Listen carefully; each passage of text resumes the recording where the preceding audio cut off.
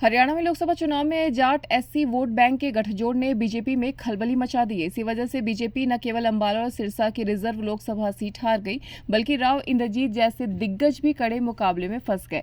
चुनाव निपटने के बाद बीजेपी ने समीक्षा की तो इंटरनल रिपोर्ट सामने आया कि जाट पहले भाजपा के खिलाफ थे। कांग्रेस के बीजेपी पर पूर्ण बहुमत मिलने के बाद संविधान बदलने की तैयारी के आरोप से एससी वोटर भी जाटों के साथ जुड़ गए। यही वजह है कि चुनाव निपटते ही सीएम नायाब सैनी तुरंत गरीब परिवारों को 100-100 गज के प्लॉट दिलवाने शुरू कर दिए।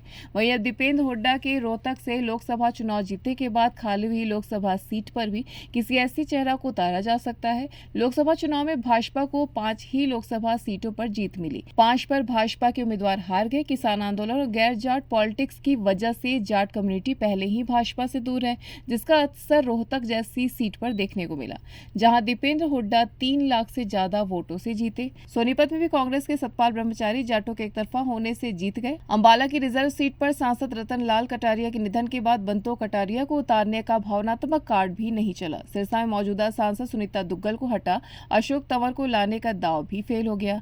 भाजपा सिर्फ करनाल और फरीदाबाद सीट ही कंफर्टेबल तरीके से जीत सकी। गुरुग्राम, भिवानी, महेंद्रगढ़ और कुरुक्षेत्र में बीजेपी कड़े मुकाबले में फंसी रही। गुरुग्राम में जहां राव इंद्रजीत का निजी रसूख काम आया, वहीं कुरुक्षेत्र में भाजपा के नवीन जिंदल को इंडिया ब्लॉक के तहत आप कैंडिडेट से फायदा हुआ।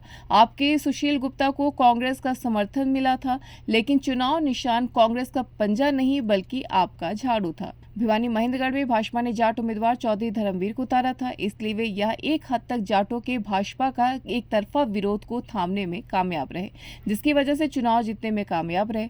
आपको बता दें कि हरियाणा में 5 में से 1 राज्यसभा सीट खाली हो गई है। यह सीट अभी तक कांग्रेस नेता दीपेंद्र सिंह हुड्डा के पास थी। दीपेंद्र हुड्डा ने हाल ही में रोहतक लोकसभा सीट से चुनाव जीता, जिसके बाद उनकी राज्यसभा सीट को खाली करने का नोटिफिकेशन जारी कर दिया गया है।